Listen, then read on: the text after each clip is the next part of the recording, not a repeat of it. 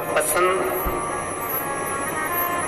आपकी और हमारी होना चाहिए कि हमें पुण्य पसंद आ रहा है कि पाप पसंद आ रहा है।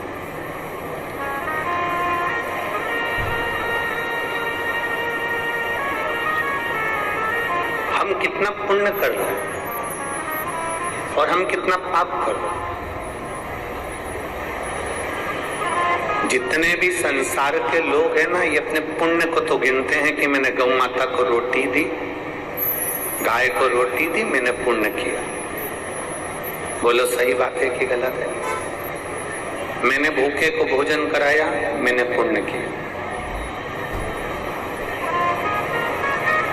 दुनिया के लोग अपने अपने पुण्य को गिनने में लगे हुए हैं कि हमने गौ माता को रोटी दी, पुण्य कमा लिया।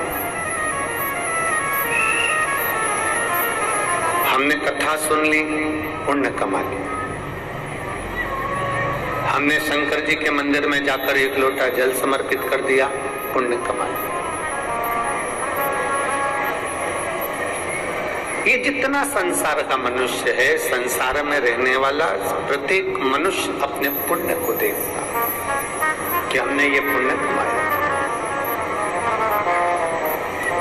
परशु महापुराण की कथा कहती है कभी कभी पुण्य के साथ में पाप का भी एक प्रारंभ हो जाता है। कभी कभी पुण्य के साथ में हम पाप भी कर बैठे। सबसे पहली रोटी किसकी बनती है? जम के बोलो जरा। सबको मालूम है, जितने यहाँ बैठे हो परतवाड़ा में, और जितने आस्था चैनल पर सुन रहे हैं, जितने फेसबुक यूट्यूब पर सुन रहे हैं, जितने मोबाइल पर सुन रहे हैं, वो भी जानते हैं कि सबसे पहली रोटी गौ माता की बनती है।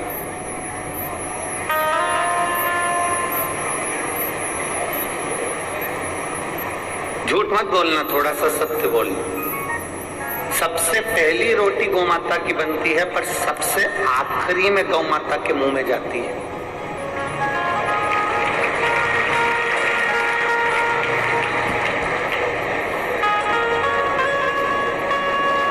कोई ऐसा होगा जिसके घर में पहली रोटी बनी और गाय के मुख में पहले ही चली गई, पर हम तो नहीं कह सकते। बोलो री जीजियों परतवाड़ा की, सत्य है कि गलत है? और मेरा विश्वास करता है एक भी जीजी मेरी झूठ बोलने वाली नहीं है, वो सत्य ही बोलेगी कि पहली रोटी गाय की बनती है, पर महाराज जी वो रोटी सबसे पहले गाय के मुख में नहीं जाती है, डब्बे पर रखी रहती है। फिर धीरे धीरे घर का पूरा फैलारा उड़ जाता है, सब खाना खाकर चले जाते हैं, भोजन करके चले जाते हैं। तब दोपहर में या शाम के 3-4 बजे जब गाय आती है, तब वो रोटी उसके मुख में जाती है। बनी कब थी? सबसे पहले। गई कब? सबसे आखिरी। अब वो रोटी में चींटी हो गई, पानी पड़ गया, थोड़ी कड़ली ठट हो गई, थोड़ी सूख गई, उस पे जो सब्जी या शक्कर या गुड़ रखा था वो भी चींटियों ने घेर लिया। आखिरी में वो गौ माता के मुख में गई। पहली रोटी ही अगर बनी थी और वो गाय माता के मुख में चली जाती तो पुण्य 4 गुना मिलता कि नहीं मिलता? बोलो, जम के बोलो जरा। मिलता। पर वो गौ माता के मुख में आखिरी में गई है। जैसे रोटी पहली बनी और आखिरी में गाय के मुख में गई, उसी तरह हमारा जीवन है। हम जब ताजी रोटी रहते हैं, छोटा बच्चा रहता है, तो कहते हैं अभी इसकी कोई पढ़ने की उम्र है, अभी कोई इसकी भगवान के भजन करने की उम्र है, अभी कोई इसकी कथा सुनने की उम्र है। हमने वो रोटी को धीरे धीरे सेक कर रख तो दिया, पर वो रोटी धीरे धीरे बढ़ते बढ़ते बढ़ते बढ़ते जब बुढ़ापा आता है, तब लोग कहते हैं कि मैंने बचपन तो गवा दिया, जवानी गवा दी, अधेड़ी गवा दी, पर जो आखिरी बुढ़ापा, तब लोगों के समझ में आता है कि अब मैं बुढ़ापे में भगवान का भजन करूंगी। तो भगवान भी कहता है जब रोटी ताजी थी तब मुझे दी नहीं, और आखिरी में जब ये रोटी पूरी सड़ गई तब तू ला जाकर मुझे दे रही है, तो किस काम? उस रोटी का मतलब क्या? और बचपन खेल में खोया, जवानी नींद भर सोया, और बुढ़ा बुढ़ापा देख कर रोया सिराने मौत हंसती है। बचपन खेल में खोया जवानी नींद भर सोया। बुढ़ापा देख कर रोया सिराने मौत हंसती है। अंत समय में जब बुढ़ापा आया तो मृत्यु भी तुम्हारे ऊपर हंस रही है कि बचपन गवा दिया, जवानी गवा दी, अधेड़ी गवा दी। रोटी ताजी थी, भगवान को नहीं दी। रोटी ताजी थी, परमात्मा को नहीं दी। शरीर अच्छा था, जब भगवान को नहीं दिया। और जब रोटी पूरी गल गई, शरीर पूरा बेकार हो गया, आंख से दिखाई नहीं दे, कान से सुनाई दे नहीं दे, मुंडा में सारा सोफा सेट निकल गया।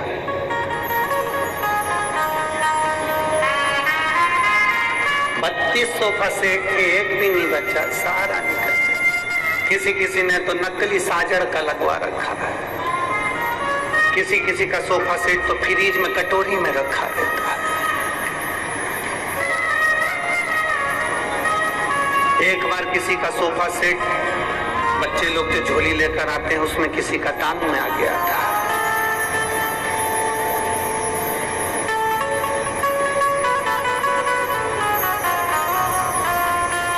जब घर जाकर वो खोला गया पोर्ट, एक डब्बी, तब उसमें जो सोफा सेट निकला तो राघव बोले, कहने लगे पापा देखो तो सही, पहली बार किसी ने कुछ नया गिफ्ट दिया है।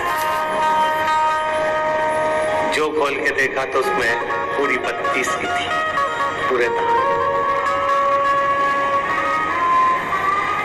और बड़े बड़े विषय,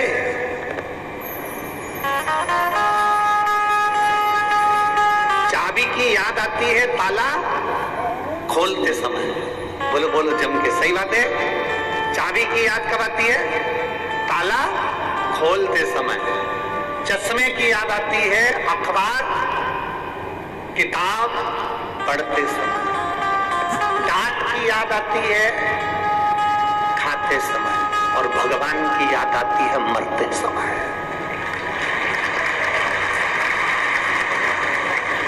अंत समय में याद किया जाता है परमात्मा को, अंत समय में। तो भी मेरा परमात्मा तुम्हें निभा लेता, तो भी कहता कोई बात नहीं।